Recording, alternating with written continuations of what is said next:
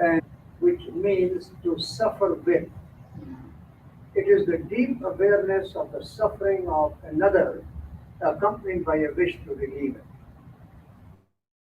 It motivates people to go out of their way to help the physical, spiritual, or emotional hurts and pains of others.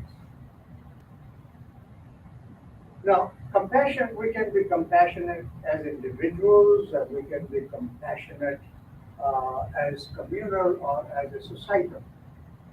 And I will come to that broader aspect of the societal compassion, which has been a movement in the country. But a society or a communal is the sum total of individuals. So it starts out with individual people being compassionate.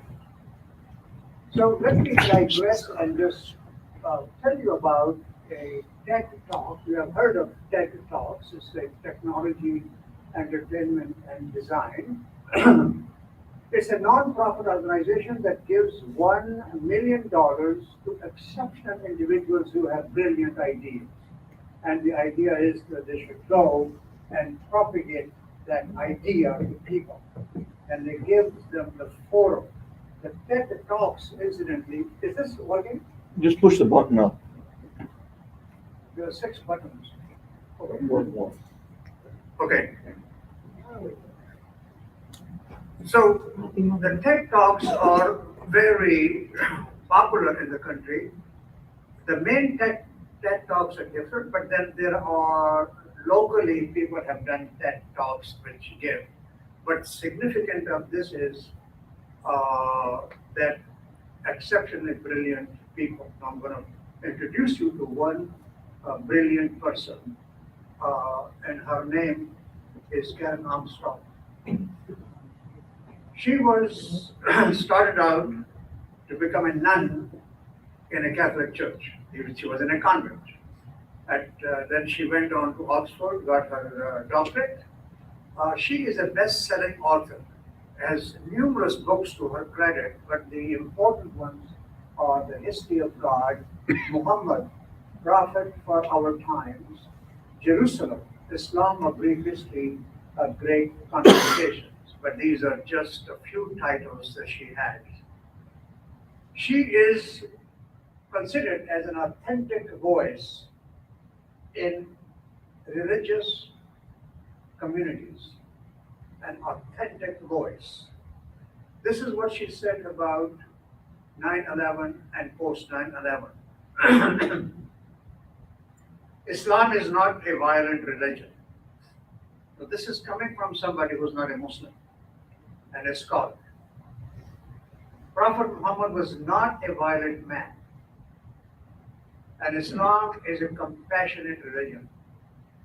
So this is Karen Armstrong, and I'm sure you have heard her on radio and television addressing these topics. Actually, I thought that she was one of the best spokesperson, unappointed spokesperson for Muslims, because we Muslims are so incompetent that we cannot articulate ourselves to the Western media. We cannot. And here is a lady who took upon herself that supporting the Muslim viewpoint. So here is what she said about uh, I, I started with compassion. I talked about the TED Talks and Karen Armstrong and what her views are. And let's talk about what does she say about compassion. It is not a new concept. All religions, irrespective, all religions bar none, teach compassion. And now we are expanding from individuals to the communities. The cities that make compassion as part of their mission prosper on all indicators. That was a news to me when I started studying this subject. That how could individual compassion translate into a community of compassionate people. But I will come to that uh, in a while. This is what Karen Armstrong said one time. As some of you may know, the Dalai Lama has called the Charter for Compassion Cities initiative one of the most important movements in the world today. Let me repeat that. The Charter for Compassion City initiative, one of the most important movements in the world today. The Vatican has asked us to give a presentation on the city's initiatives. This is a big stuff. So once the movement started, they started to categorize what are the cities in America which are compassionate. And here are 10 cities, and Ann Arbor is one of them. Alexandria, Virginia, Richmond, Virginia, Durham, Atlanta, Charleston, Birmingham, Scottsdale, Provo, Eugene, Oregon.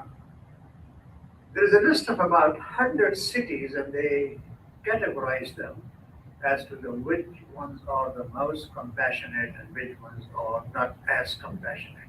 But these are the top 10. Let me come locally and tell you about Toledo. This started out, and Ahmed is very much part of it, and Abdul Wahab is very much part of it. Multi-Faith Council, which was started by Woody and Judy Trotman in Toledo, uh, not grabbed, that's the wrong word, that's a negative word, embraced the concept of compassionate cities. And they, when Woody was alive, along with his wife, and after his passing, Judy Trotman have. All the institutions in the city of Toledo are on board to making Toledo a compassionate institution. All the civic and government institutions are. In fact, when Michael Bell was the mayor, a proclamation and a booklet was issued as to why Toledo wants to be a compassionate city, and all the important uh, members, components of this movement. I think Islamic Food Bank is an effort to make Toledo a compassionate city. Why would a religious institution like ours, which will have a budget of about $2 million a year for food bank, people donate, and people are so impressed, not only in our immediate neighborhood, like Parisburg Heights, which is a poor part of Parisburg. Does anybody don't know where Parisburg Heights is? Parisburg Heights is a small neighborhood which is on one side is the Dixie Highway from the expressway which goes towards Bowling Green. Uh, and just before you turn towards the mosque, one light before that, it is the neighborhood in the back of that. And these are all middle and low income families. And the warehouse for the Islamic Food Bank used to be there. They started out with that. And now it has expanded, as we all know. Uh, that is one sign of a community expressing compassion, not only towards people from their own faith, but across the board in the city. So Toledo has not been ranked yet, to the best of my knowledge. Correct me if any one of you know if it has been ranked. I don't know that. There is a ranking. But- David Longacre maintains that for the Multi-Faith Council. Yeah. But I'm not sure what the ranking is. It's pretty Oh. high. Oh, okay. So let's change gears and talk about the world religions. Confucianism, old Chinese faith-based philosophy, the golden rule. Hinduism, non-violence. Buddhism, wisdom and compassion. Judaism, divine call to care for widows and children. Christianity, love of neighbors, giving alms. Islam, I will come to that in a moment, and secular enlightenment. So these are all expression of compassion, whether it is organized religions or other philosophies. It's a long slide, but I will read it. Building a compassionate community. No single community in the world is a compassionate community in any abstract or formal sense, just as no community is devoid of compassion. Each community will find its own path to establishing compassion as a driving and motivating force, and each will conduct its own evaluation of what is uncomfortable. Remember in the beginning I says you help people to the point of you are being uncomfortable, helping others. So that's the phrase comes in, is that its own evaluation of what is uncomfortable in that community's unique culture. That is, those issues that cause pain and suffering to members of the community. For one community, that discomfort may be youth violence or an epidemic of teen suicide. Another community may discover that a portion of their community, perhaps immigrants, the homeless, or an LGBTQ group, has been marginalized, harassed, or even physically threatened. Yet another community, as in Botswana, for example, the major discomforts may have to do with the needs of the larger member of the street children orphaned by the tragedy of the AIDS epidemic. So you can see the spectrum. Every community has its own problems and its own strengths. And so the compassionate part comes in as to how you relieve those problems in the community. And again, we don't have an AIDS epidemic, so really that is not in the picture. But we do have hunger in America. We have children hunger in America. We have poverty in America. So we can address, ameliorate those efforts. Let me mention some of the compassionate people. And the list is absolutely not complete. Martin Luther King, nonviolence. Gandhi, nonviolent, compassionate. Muhammad Ali Jinnah was the founder of Pakistan. He abhorred violence. Bacha Khan, not many of you most likely know this, but his name was Abdul Ghaffar Khan, and he was a companion of Gandhi. Actually, he was known as the Frontier Gandhi, Frontier, the area where I come from, that province, Frontier Gandhi, nonviolence. Nelson Mandela. Where else would you find an example of compassion when he was imprisoned in the Robben Island? And I don't remember exactly whether he spent 30 years or 40 years. 27 years. Huh? 25 years in the prison. And then finally, when he came out, instead of retaliation, he had a commission of truth. And people came forward and accepted what they had done to the black people. And the forgiveness was the main driver for his effort. Can you find a better example of compassion in our world? Mother Teresa, and I will have a quote from her later. Abdul Sattar Idi, I don't know how many of you know this name, but he was called the Mother Teresa of Pakistan. And he started a movement in Karachi where he was helping the homeless, the destitute, the dead on the street to pick him up and give him the wash the bodies and do the janaza. Orphan children he would take in. He died about 3 or 4 years ago. and I will have a few words to say about him.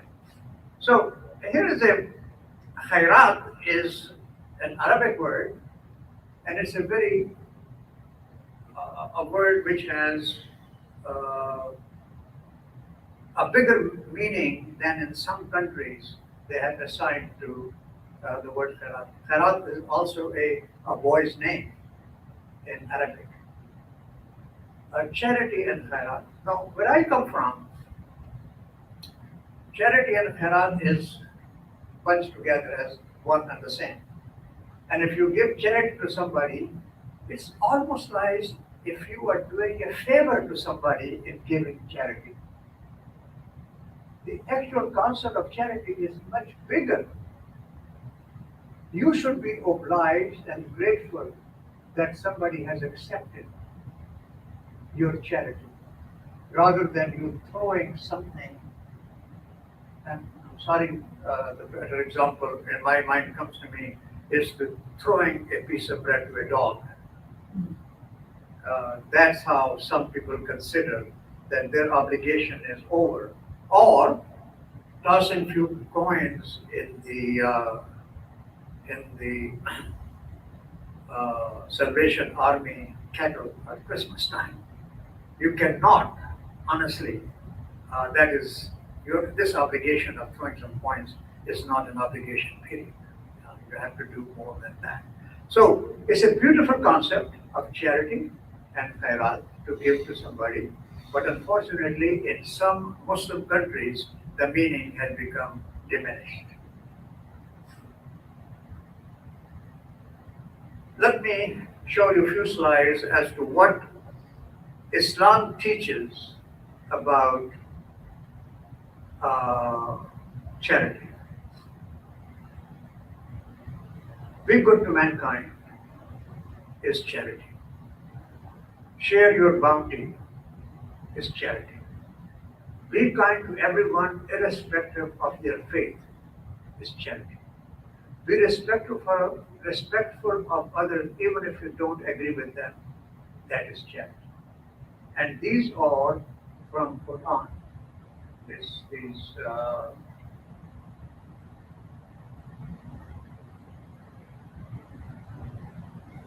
charity, compassion.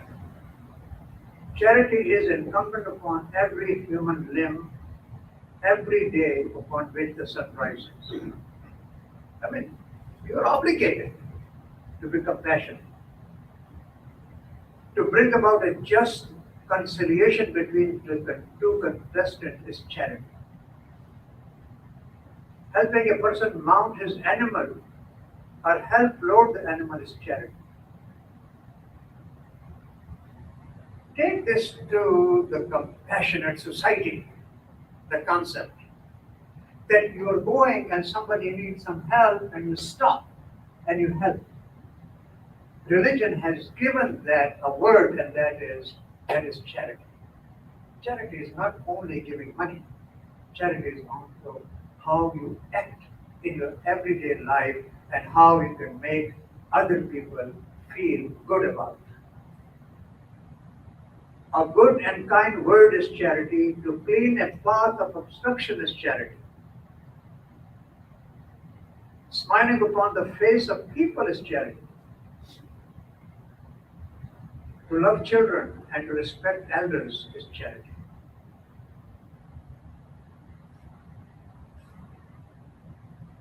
When you travel through the fertile land, give the camels their share from the land. This is all the same continuation of charity. When you travel through barren land, hasten your pace and help your animals preserve their strength. That is charity. If you hire someone to do work for you, pay him before his sweat dries. That's charity. So I have a gentleman who does a lot of work for me. His name is Dick Hayden. An honest, straightforward, and humble man you have not seen. So one day he had done some work and I told him, I said, Dick, I owe you some money. Don't let me forget it. He said, no, that's okay. I said, my teaching is that you pay the person before his sweat dries. He said, yeah, but I did not sweat. He said, I did not sweat. But we still joke with each other on that concept. But how beautiful this concept is. That pay the person, but who has done some work for you. In other words, don't delay it.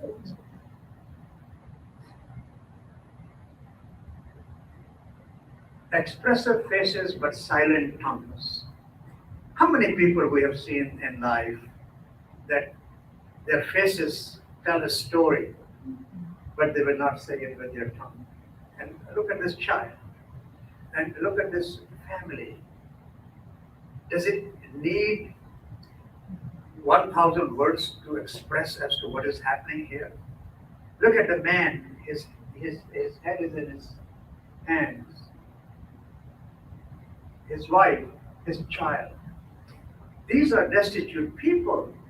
These are the people who really should force us to stop and to help out in whatever we can.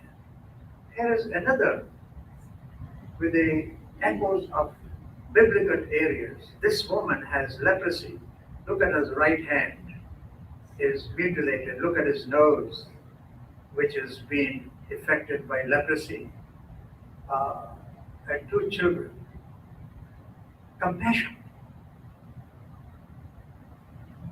We should not kick those people out of our world, out of our community, out of our life.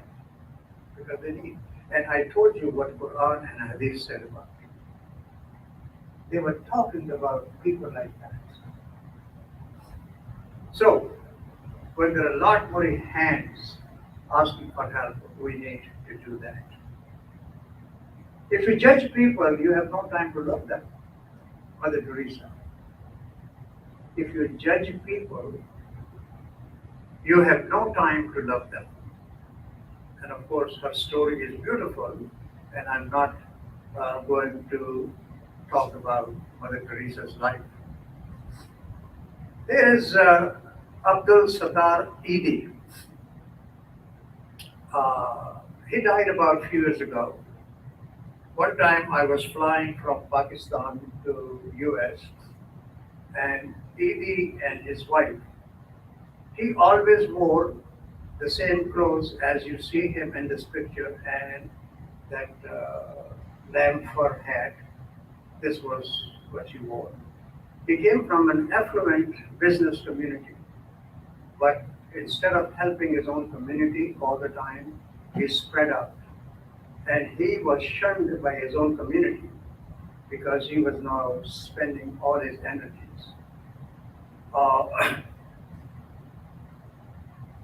When he died, I wrote a piece in Pittsburgh Post Gazette, Messiah of Karachi. It was published on August 14, 2016.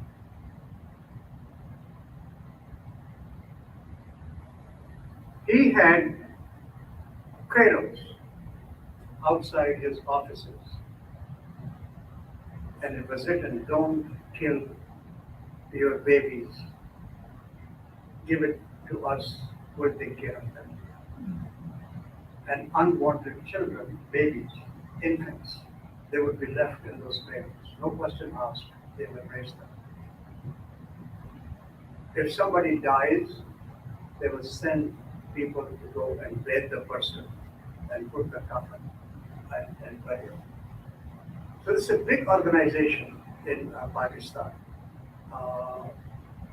They have ambulance services that from this point where an accident happens, they will take the victims to the nearest ED first aid station to stabilize them and then take them to the nearest hospital. They don't own hospitals. He died and the whole country went into mourning. One reason was the man was honest and he helped countless people. Second thing was that whenever the government do not work and the civic society also comes up to fill that vacuum, which the government should have been doing. And Didi and his organization filled that vacuum in Pakistan. So we were traveling from Pakistan to America, and I asked him if I could talk to him. He said, yes. I found him to be very simple, down to earth man, relatively uneducated, unlettered, and his wife the same way. I think we talked for about not for the duration of the flight, but a major part of it. And I made notes as to what his philosophy was. And this article in Pittsburgh Post Gazette was based on those notes, which I had kept for many years. So here is a compassionate person who has set an example for all of us to emulate. So this is the advice people gave us. Talk politely to those who are below your station. How many times have you seen people who are in power? They are tyrant to the people underneath them, but they are really humble to the person above them. It's a common phenomenon. Yeah, it's a common phenomenon. Talk politely to those who are below your station. A word of kindness to someone down his or her luck. Talk with compassion to children. Usually, when we have some children running around making noise, hey, hey, like, we raise our hands. Not in America, because in America the police will be called or will be hauled to the police station. But in the Middle Eastern societies, very common. So I, so I remember a story. I met a woman in New York at a wedding. She came and she says, I know you because I lived in the same neighborhood where your family lived. I said, oh, tell me about yourself. She said, my grandfather's name was this and this. Of course, they were neighbors across the alley from us, cloth merchants, they sold cloth. And she says, I'm the granddaughter of that. I said, so your father's name is Iqbal? He said, yes.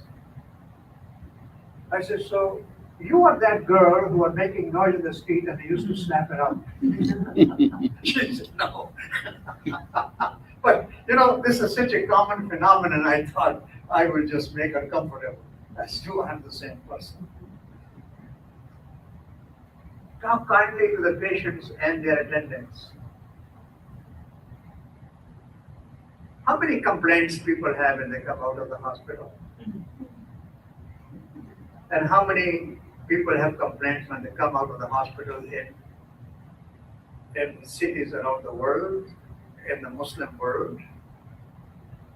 The doctors don't have time to talk. Nurses have their own work cut out for them. The patients wait and wait and wait and wait.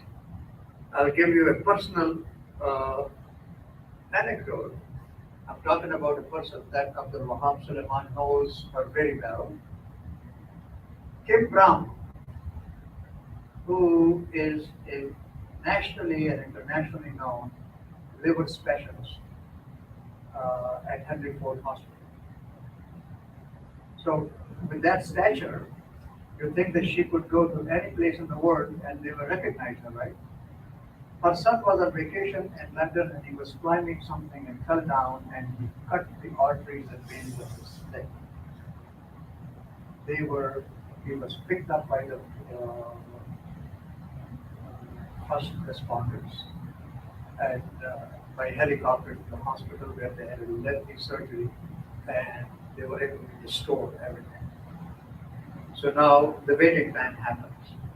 So this woman, very well known in our home field, sits there, waits all day for somebody to talk to her to say what is happening. Kindness.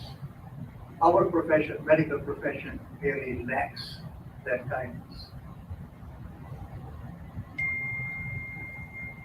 take time to know your neighbors.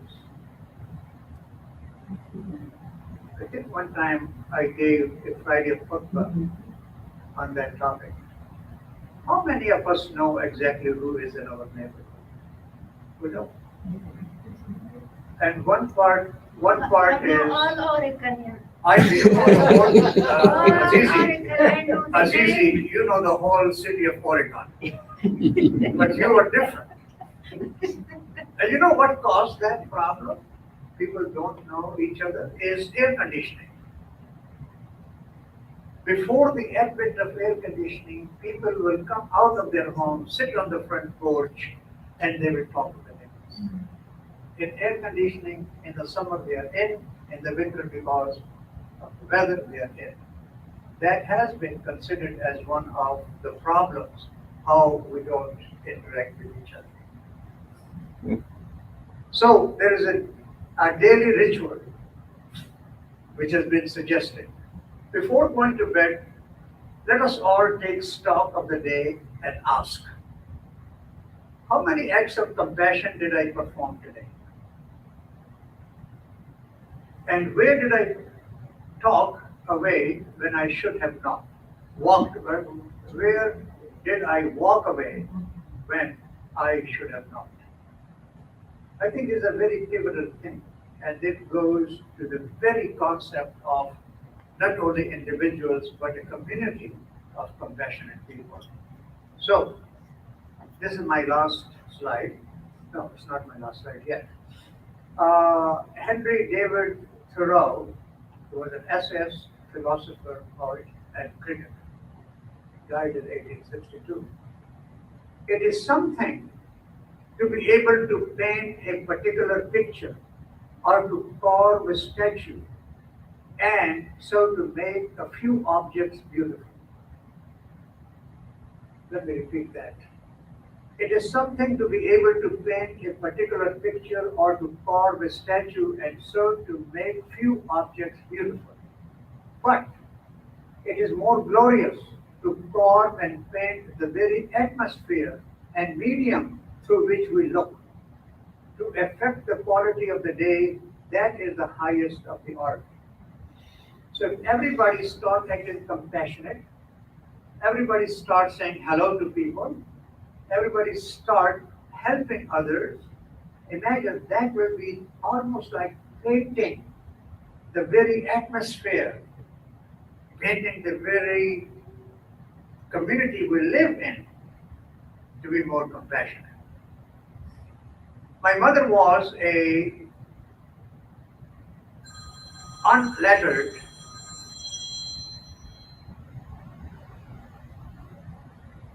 my mother was an unlettered.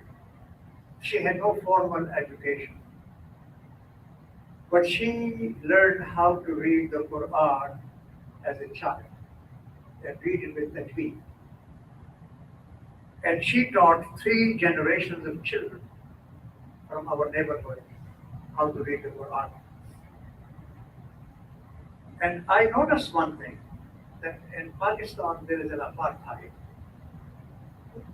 That apartheid is that the people who are sweepers and the people who clean houses and clean toilets, they are considered lower.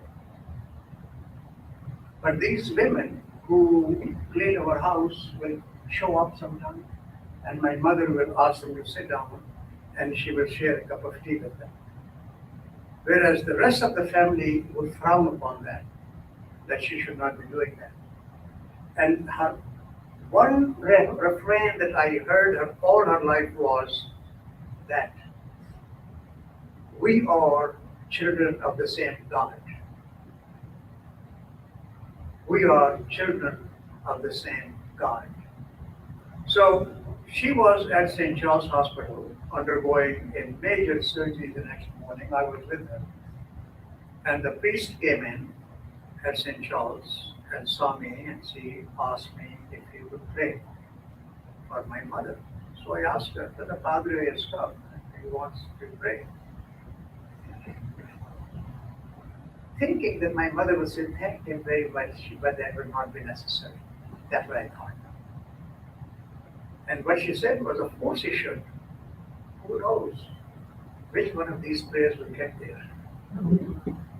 So I always joke with her that when she was in trouble, she wanted to cover all bases, including Christianity.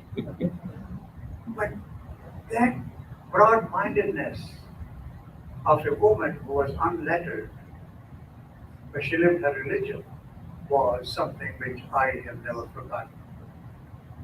So that's my last slide. It is the end of this talk, but not the end of compassion. So let us go out and practice compassion. Thank you.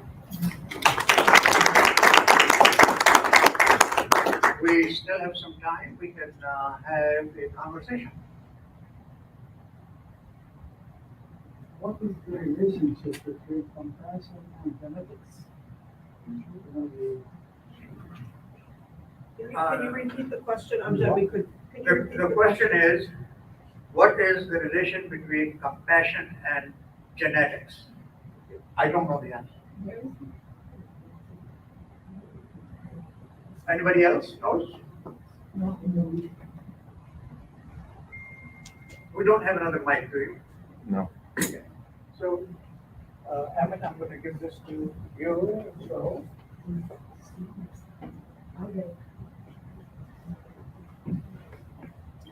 Assalamu alaikum. Thank you. That was lovely. I just want to give you an episode about my mother. We had orchards outside the city of Beirut, Lebanon. And there's a river. And there's a monastery, a Catholic monastery, Maronite Catholic. And when the time of prayer came, my mother said, where am I going to pray? So we went into the monastery and she asked the priest, can I pray here? He said, of course. So he went and got her a rug and she prayed there. And that's the way I grew up, was this multiplicity of faiths in Lebanon, Christian, Jew, Muslim, Arab, non-Arab. That's the way we were raised. And it was a beautiful, beautiful experience. but the reverse is seldom true. Mm. If a Hindu or a Christian or a Baha'i will enter a mosque in Cairo and ask if I could pray here, use your own imagination. Well, to give you the opposite example, on the way going to the Cedars of Lebanon, my sister was driving, and there are Catholic churches and mosques. And every time she saw a Catholic church with the cross, she said, Astaghfirullah, Astaghfirullah. I looked at her and I said, why is it they listen to our call for prayer 5 times a day, but you cannot accept the cross or the bell ringing? I mean, it's really sad.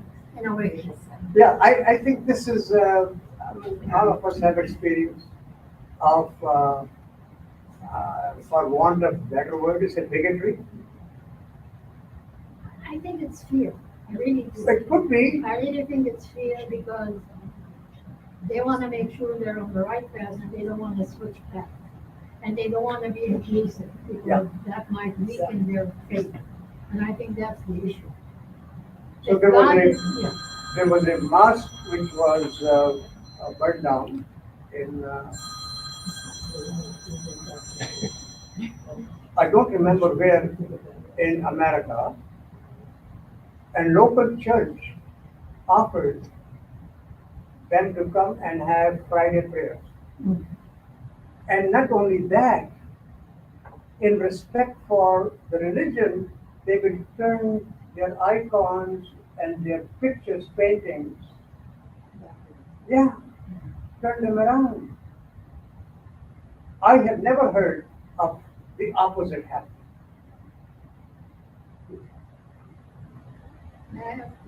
Okay, where is my, Salah has? Come.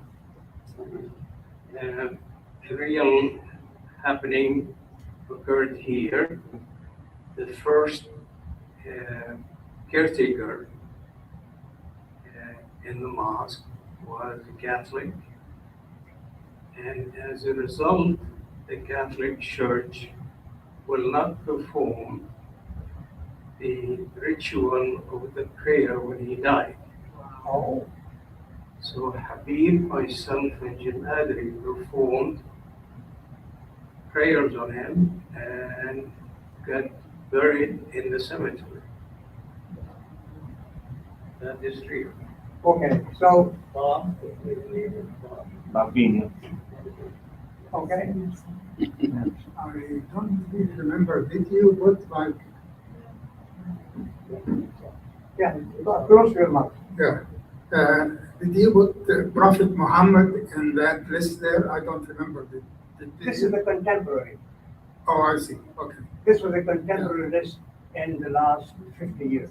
I'm trying to put in my mind, what's the best expression? I'm not challenging your Arabic. What's the Arabic word for compassion? And then I remember a hadith, it says, تبسمك في وجه أخيك صدقة. And this is one of the actions that you listed there. So صدقة, probably that's what one version of compassion. I don't know if you. Yeah, the reason I did not mention the prophet in that list is that I had 3 slides on prophet sayings as to what is charity. I had 1 slide of what the Quran says, and I had 3 slides on what the prophet said about charity. I don't know, is there any word which translates compassion? Rahman, Rahman Rahim, that's the compassion. Yeah, that's the word. Rahman. Rahman Rahim. Rahman or Rahim. But it's deeper than compassion. Yes. It's really totally much deeper and much stronger than just compassion. I think translations take away so much from the Arabic. Oh, It's pitiful, really. in a way. same thing Frustrating. same thing when you translate English into Arabic. It Yes, takes away. definitely. Dr. Amjad, I think during the hurricane that happened a couple of years ago, Imam Farouk offered a church to come and pray here. You remember that? I don't, but When the tornado came, Yes. Imam Farooq did what? He offered a church to come and perform their prayer here. oh, you know, I think it was the one on 795. I think it's called Main Street. Their whole roof blew off. Maybe it's tornadoes. Tornado. Yeah, during the Tornado, tornado, yeah. but that happened. Yeah, right.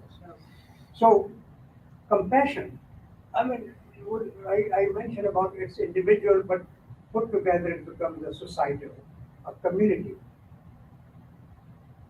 Sharifi was president of the center. I don't think the story I'm going to tell you, it happened because of her. In other words, somebody took pot shots on the mosque.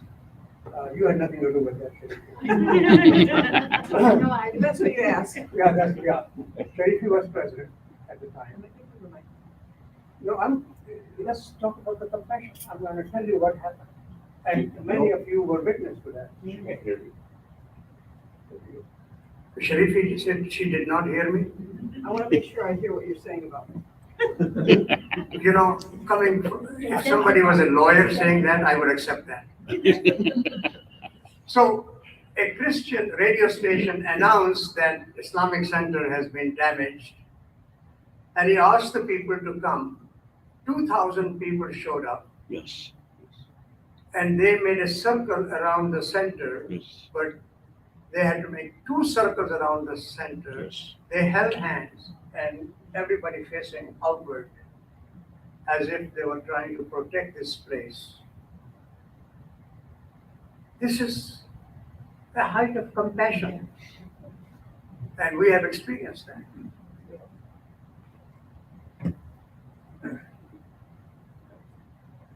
Yeah, another issue happened during 9/11 at Masjid Saad, the school. I guess, there were some non-Muslims who were worried about the children at the school, and so they came and they sat on the picnic tables or whatever they had around by the school to show support and kind of offer protection, kind of like that, yeah. I think in Toledo, we are very, very fortunate to have a community that is very helpful to each other. In this community, we are very fortunate. Anybody else?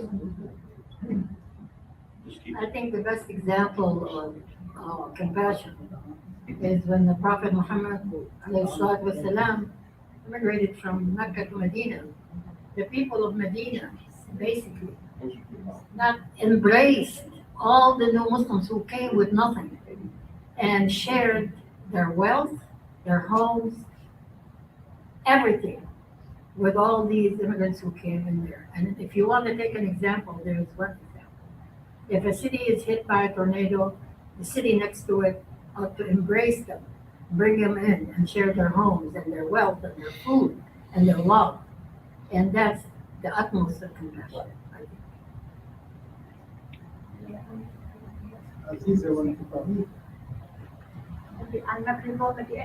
No, move there.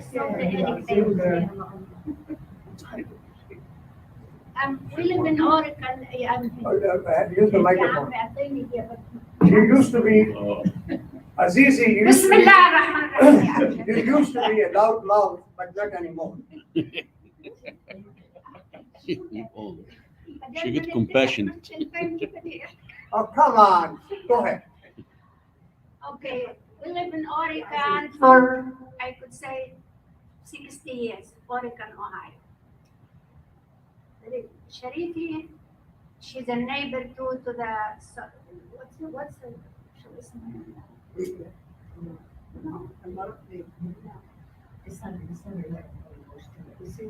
senior center.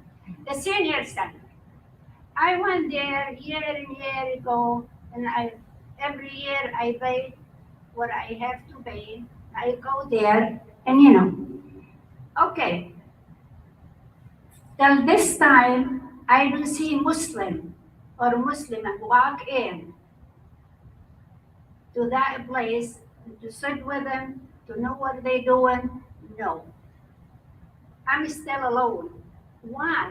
Really, they talk nice with everybody. Nice people. I mean, why are we that way? How they gonna know who we are? You're right. You're right. We also don't have somebody going to the Jehovah's Witness church. Jehovah's Witness, I do not go. No. We used to, me and you. But truly, it's so nice. The mayor will come there, give a lecture, somebody give a lecture, like in a beautiful building, beautiful, I don't understand. I'm gonna keep going. And if I die, maybe I die there, cozy. Yeah, لازم احمد الهندي احمد كادري يروحوا. I'm not a senior yet, it's for seniors. I'm still a junior. No, but Muslim. Thank you, Andres. This is very, it's very interesting subject, and the idea of passion and compassion is definitely important. One thing I noticed is, at least by nature of it, compassion, as if it's coming from somebody who is in a position to give to others in terms of good talk, in terms of money, in terms of charity, and so on and so forth. But what I really, but also in your talk, at one time you mentioned the following, that you should respect others if you do not even agree with them. And that made me to believe that at least we're talking about people who, in a way, equal, in terms of who can give, who cannot. Okay, so I think the compassion has much more meaning than only just help those who really need help. If your boss or you and I in an organization are equal and we're talking to each other, we need to respect each other. So I think what I'm trying to say is the idea of compassion is beyond just a position of power or position of need. It's more about, it's a way of life for everything, even with your boss, because your boss actually is definitely in a way in higher power position than you are. But also that could be also the kind of compassion. And actually that's what I really like about compassion. It's not only just to help people who are in need, but actually is to be able to connect with others and solve the problems, on even on your level, and even if you are even lower than that level. So that's my understanding about compassion, which is expansion on what you just said. So.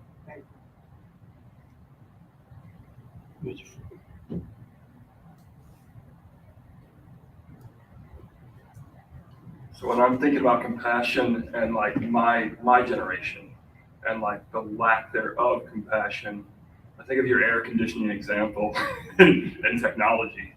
And it's really, really hard to get people my age or younger to be out there involved with anyone other than themselves.